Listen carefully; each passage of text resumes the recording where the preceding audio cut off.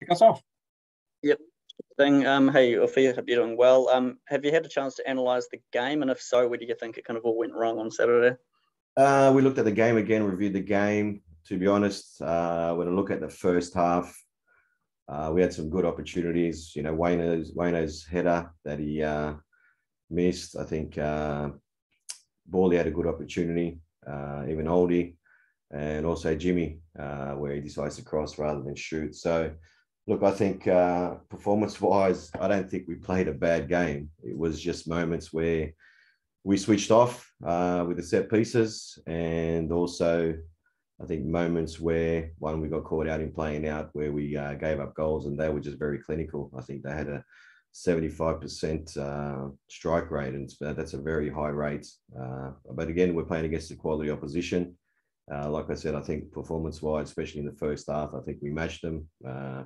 We should at least come in at least 1-1 with the opportunities that we created at halftime. But like I said, we switched off in the big moments, and then, you know, when we look to the bench, there's nothing. We had two strikers on the field and nothing else that could really change the game for us in the back end of the game.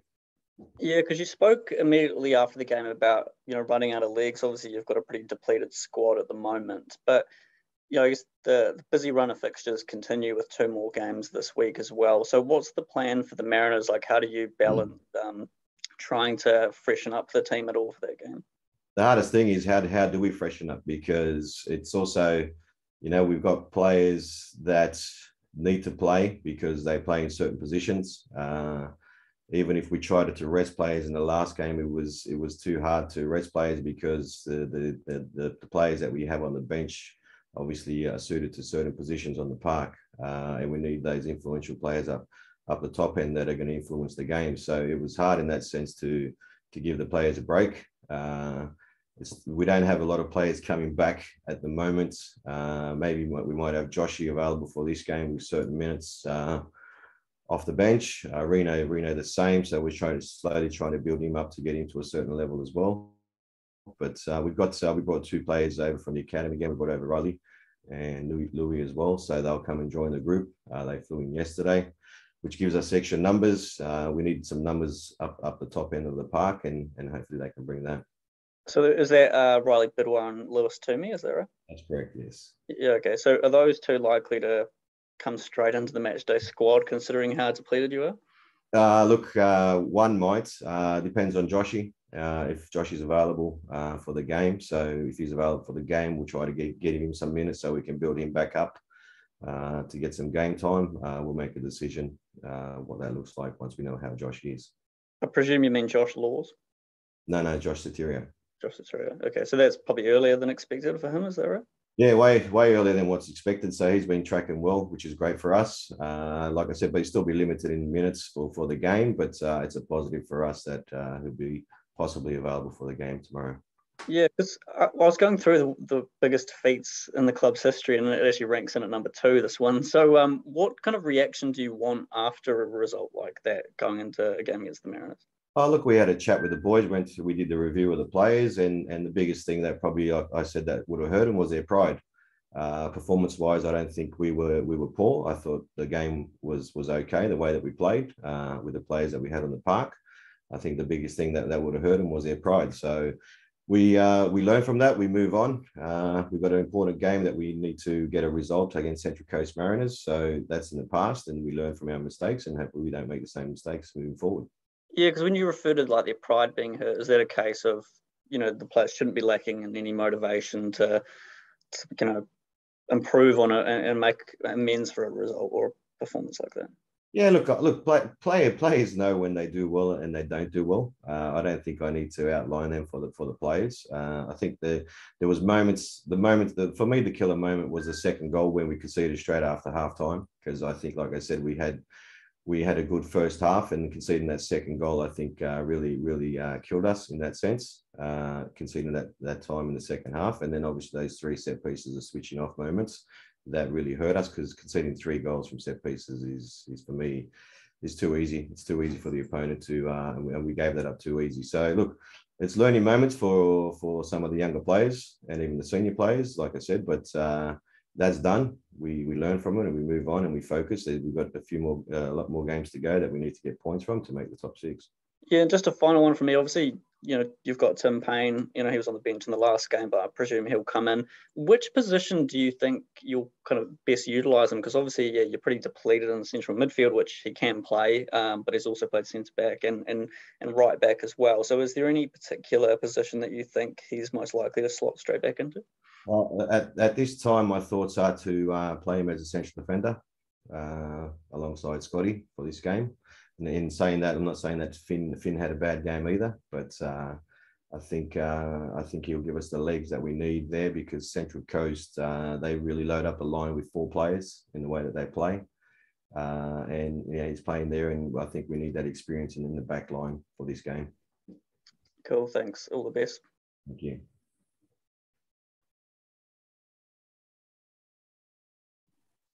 Hey, Ufi, just to double check, before the last game, you said there was 1 fit player, 1 injured player who had COVID, and then there were 2 players who fell out from Brisbane to Melbourne City. Did someone else get COVID, or is that like a contact-related thing? Or no, we got 4 players currently out with COVID. So that's another injured one who's got it as well? Yes, an injured player, yeah. Oh, cool. Well, not cool, but you know what I mean. No, it's not cool, but it's, yeah, look, well, the main thing is for us is that no one else gets exposed to it, because if we get another 3-4 players exposed to it, we're going to be really very, very light on players for these games, and we need to back up. Yeah. Are these, yourself, these players, are they ones who didn't get it back in January? Or... No, there's one that previously didn't get it, and there's some that have been reinfected. I mean, is there any concern that this is possibly, just leftover viral load that's being picked up months later, and these players? Not sure how it is, because the team still travels. They still get on flights. They're still out and about with obviously the community. So look, where they got it from, not too sure. At the end of the day, I got it as well. Not too sure where I got it from as well. So, there's still a lot of cases in New South Wales, which is, I think it's harder not to catch it at the moment. Yeah. With all this disruption, is there any point in this season where you've considered perhaps changing shape to make different use of the players available? No, because if this is the players that we want to move forward with, they need to be exposed to playing in the system that I want to play. I think changing it up and coming up with new ideas doesn't help the group. We believe that the success that we've had is in the style that we play. So, and I think that's what's going to get us out of this I say bad moment from the last game. We have belief in the way that we play and the way that we set up, and the successes come from the way that we set up. Talking about Joshy potentially coming back in, have you offered him a contract extension? We're in talks with his agent at the moment, but most likely we'll see what happens in the next few weeks. So, look, it's one of those ones where players are coming off contract. They want to always see and wait and what's going to happen and see what else is obviously lurking around the corner. So it's one of those ones where we'll see what he wants to do. And look, I've been happy with Joshy. Joshy gives us a very good depth when he's played. He plays with his heart and soul. He gives us a lot of pace, that we require at the top end. And so for me, and he's got a fantastic attitude and a great person. So they're the type of people we want to maintain at the club. Yeah, I'd say you'd probably be more than happy with him. You've backed him, quite significantly, given him a great chance, and he's, delivered. Would you be disappointed not to be able to keep him around? Yeah, look, like I said, we always want to keep our best players at the club, but for whatever reasons, players will always make decisions what's best for them. We'll put in our best offer possible that we believe is for him, and he can make a decision and what he wants to do and where he sees himself in the future. Yeah, the other one that stands out in that off contract list is Reno Piscopo. Is he in a similar situation?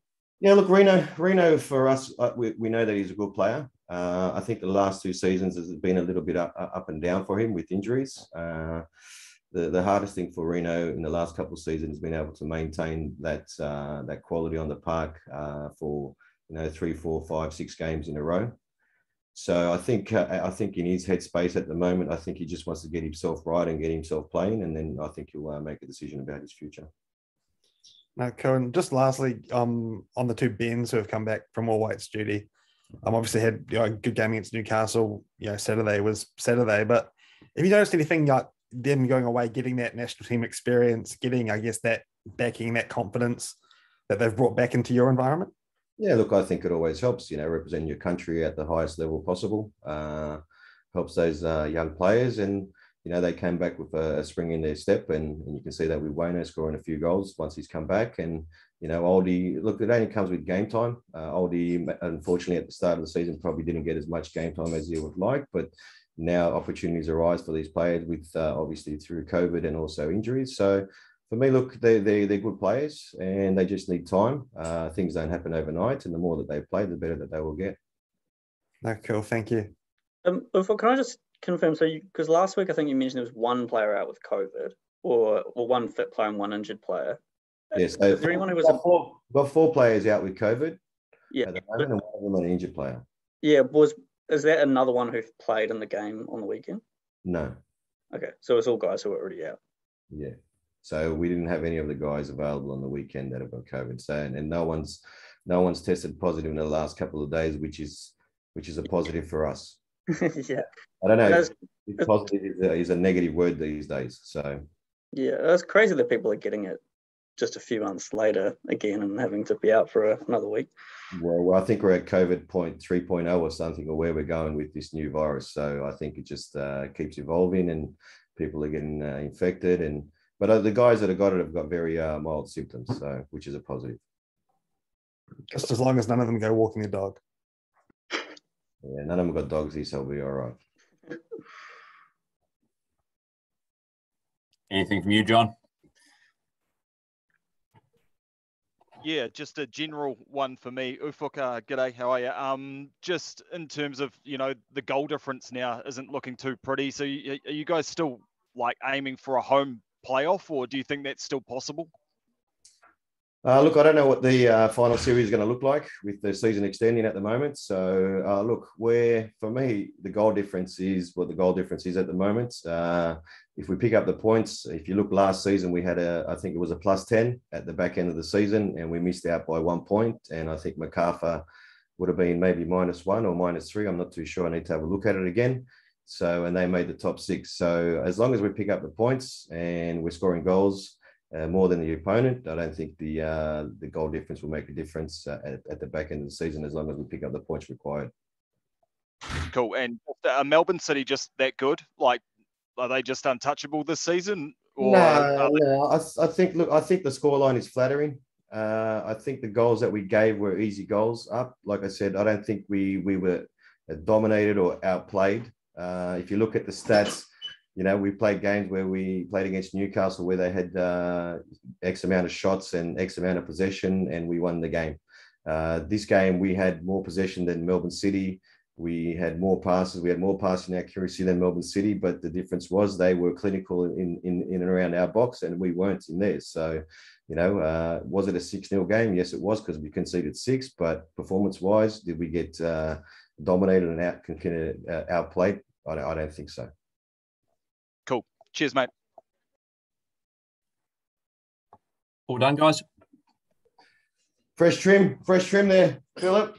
Nice. Yeah, finally. When you live in the Wairarapa, there's not too many options for a haircut. So I finally caved and found a good spot. That's what happens when you live out in God's country, mate. Yeah, exactly. No,